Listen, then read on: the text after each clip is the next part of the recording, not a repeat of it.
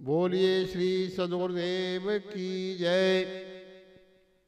संत समाज की जय, भक्त समाज की जय।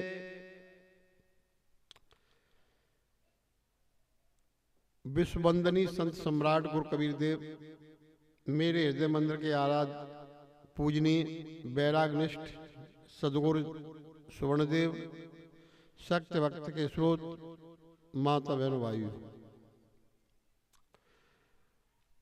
संसार में दो ही वस्तु अनादि हैं, जड़ और चेतन। तो आदमी जड़ में सुख लेना चाहता है। जड़ क्या है? माटी, पानी, आग, हवा, जल, पृथ्वी, तेज, आकाश और वायु से ये शरीर हमारा तीन गुण से शरीर हमारा रचित है। लेकिन समझो कि शरीर भी जड़ है। अब जड़ शरीर में हम सुख लेना चाहते हैं, तो जड़ में पत्थर में हम सिर पटके तो क्या करें? फूटेगा? सुख मिलेगा कि दुख मिलेगा? दुख मिलेगा। इसी प्रकार से हम इसमें सुख लेना चाहते हैं, लेकिन सुख तो नहीं मिला, पछतावा हुआ। जो आदमी पछताता है फिर बाद में, जड़ में कभी सुख मिलने वाला नहीं। जड़ की कितनी भी चीज हो, लेकिन सब संसार में रुलाती है। और मनुष्य जड़ों में सुख खोज रहा है, तो जड़ों में सुख कभी मिलने वाला नहीं। जड़ का सुख होता है, अधूरा होता है। इंद्रिया क्या है? ये जड़ तो है। इंद्रियों को सुख लेना चाहते हैं। तो इसी प्रकार से हम सोचे कि वास्तव में जो सुख जड़ में ले रहे हैं, तो जड़ का सुख संसार को रुलाता है। और एक सुख होता है जिसे परम सुख कहा जाता है। वो अपना क्या है? वो अपना है। जो अपने सुख में आदमी डूबता है, अपने सुख को जानता है।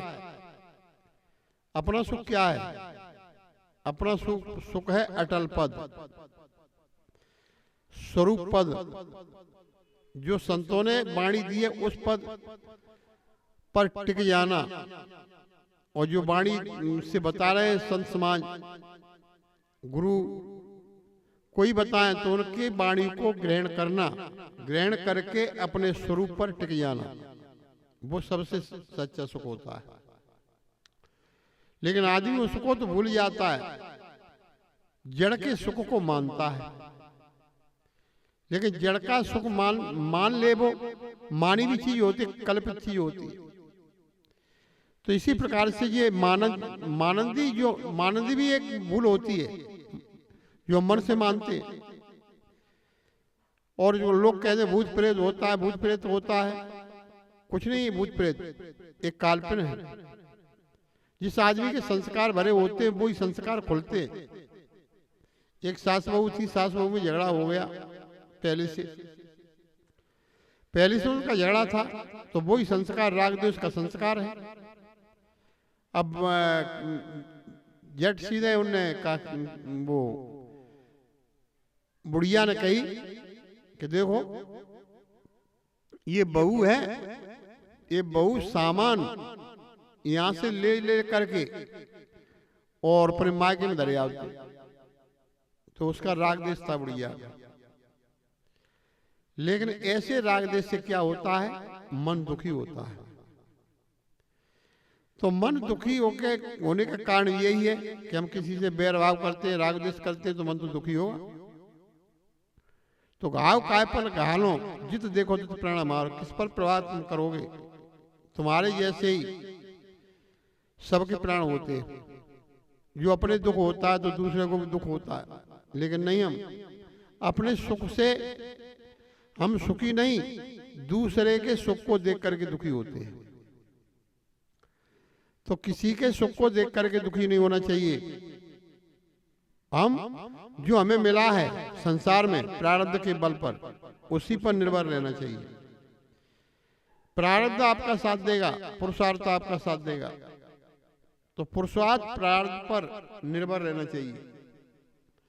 कोई कितना भी तुम उपाय करो, कहीं जाओ, लेकिन जिसके कर्म में है, गर्म में बच्चे टेढ़े लुंजे हो जाते हैं और जन्मते हैं।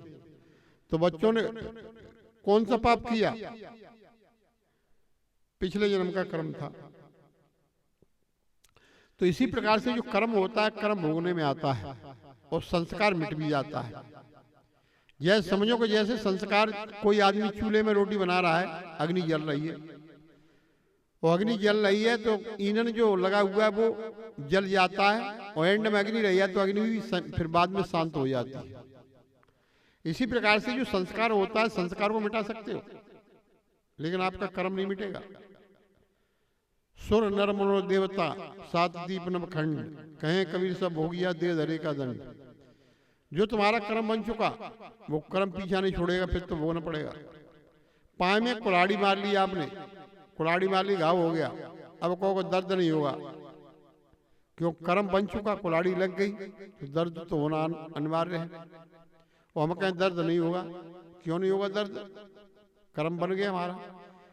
इसी प्रकार से शरीर से जो कर्म बनता है तो कर्म का तो भोग मिलता है और संस्कार मिट भी जाएंगे।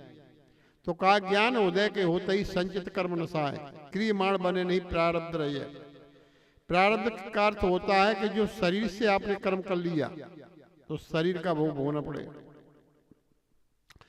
और क्रियमाण, अगर आपको ज्ञान उदय हो जाए तो क्रियमाण कर्म से आपके छूट सकते हैं और संचित कर्म भी छूट सकते हैं और प्रारब्ध भोग के मिटेगा, प्रारब्ध छूटे वाले नहीं। तो हम संसार में सोचते हैं सुख मिलेगा, सुख मिलेगा, लेकिन संसार में दुख के सिवा सुख नहीं मिल पाया। तो सुख के लिए हमको क्या करना चाहिए? ये हमारे जो संस्कार हैं, संस्कार को मिटाओ। अब संस्कार कैसे मिटे? संस्कार का कारण क्या है? संस्कार का कारण ये है कि हम जो चीज देखते हैं, देखते देखते वही चीज हम बन जाते हैं, इतने लवलीन हो जाते हैं कि फिर अपने आप का भी होश नहीं रहता है कि मैं कौन हूं। तो इसी किसी कार्य को करते हैं तो अपने आप का होश नहीं होता है, जो कार्य में ही हम फंस जाते हैं, फिर तो कार्य में ही उलझ जाते हैं। तो ये कार्य को करने वाला कौन है? कार्य को करने वाले आप ही हैं। जब आपको कार्य को कर भी सकते, आप कार्य को मिटा भी सकते हो। तो कार्य को करने में स्वतंत्रता है और कर्म में मिटाने में स्वतंत्रता है। तो कार्य को समझो कि कार्य क्या है। कार्य का अर्थ होता है जो हम इसमें उलझ जाते हैं, और कारण का अर्थ होता है कि जो वस्तु होती है उस वस्तु में से कार्य को बनाते हैं।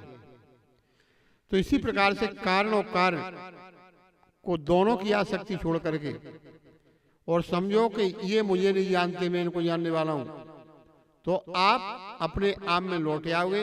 वही तुम्हारा स्वरूप है और वही सच्चा सुख है। बोलिए श्री सद्गुरुदेव की जय।